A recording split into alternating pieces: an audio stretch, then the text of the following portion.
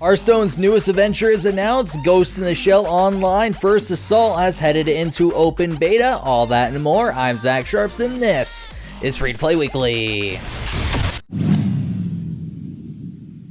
First up in the news this week, shine your disco balls for Hearthstone's newest adventure, the 1970s theme One Night in Karazhan. This adventure looks to follow the regular Hearthstone adventure format with 4 wings worth of PvE bosses, 9 clash challenges, and 45 brand new cards you can earn for defeating them. The 4 wings will cost you 700 gold or $6.99 USD apiece, or $19.99 for all 4. There's also a prologue encounter which will be free for all players, so that's nice. Are you guys looking forward to this adventure though? Leave me a comment down below. Speaking of adventures, if you're currently sitting at the vanilla level cap in Riders of Icarus, you'll now be able to level on up. Yep, that's right, the first major content update, Blights of Frostkeep, has officially launched. This means that the level cap has been raised to level 35, there's new mounts to capture, new dungeons to explore, etc. The first dungeon is for those level 28 and above, known as the Cavern of the Veil, and the other is for those level 34 and above, called the Frostkeep.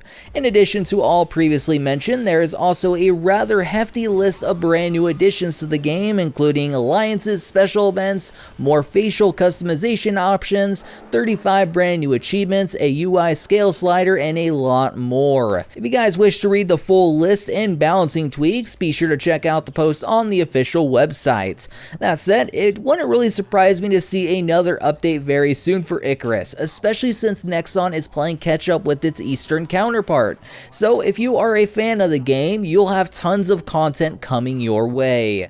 After a while of just riding their current portfolio, Chinese developer Snail Games is hopping back into the MMO space. Yep, they're going all in and have announced 3 new MMO titles: Age of Wushu 2, Age of Sail 2, and Savage Horizon. As reported by MMOsite.com, the first 2 games are sequels of previous Snail sandbox titles, with Age of Wushu 2 being an improvement featuring better gameplay features such as being on Unreal Engine 4, having a better combat system, and more.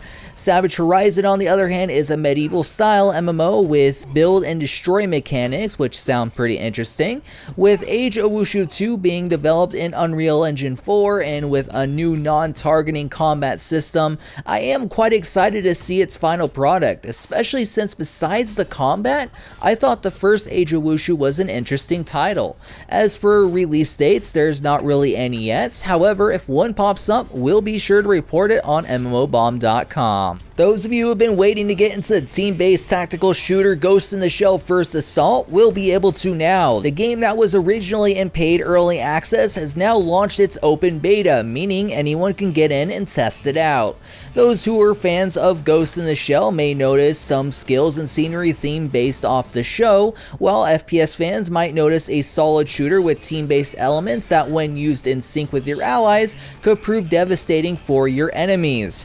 Along with this open beta move comes a new update complete with a brand new mode called Ghost Assault and a new character named Kuro. Played the game early on and found it to be an okay shooter myself, but I found needing to buy into the early access quite silly. So it's time for the question of the week.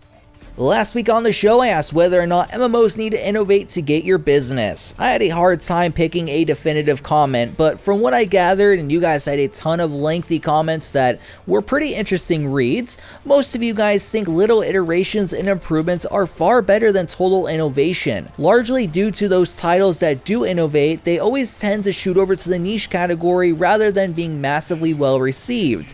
Improving based off the existing mold rather than completely recreating it is what I sort of gathered you guys tend to like to see. This week's question is more of a poll, so as always I'll read your guys' comments, but I likely will not feature one because most of them will probably be paragraphs long. The question is, should stated free-to-play titles rely on Steam Early Access and put up a paywall in order to test their games, a la Ghost in the Shell First Assault? Yes or no? Personally, I say no. Out of all those who participated in Steam Early Access, I can maybe count on both my hands those who actually completely followed through with what they stated would be developed in the end. It's too risky of a practice for me to support, but curious where you guys sit. Last up in the news this week, My.com and NetEase dropped a brand new video highlighting all 6 classes and their upcoming title, Revelation Online. The video offered a glimpse of the Gunslinger, who is a firearm-based ranged damage dealer, Blade Master, who is a secondary tank and close combat class, Vanguard, who focuses on melee combat while tanking, Sword Mage, which is a ranged caster, Occultist, who does some range damage and off-healing, and finally, the Spirit Shaper that summons and heals. Overall, there's a good slew of classes to choose from, and I'll likely roll a Blade Master myself. It just sounds pretty cool. That said, word is still out on whether or not the game will actually be free to play or buy to play, and we still don't know when it will officially release.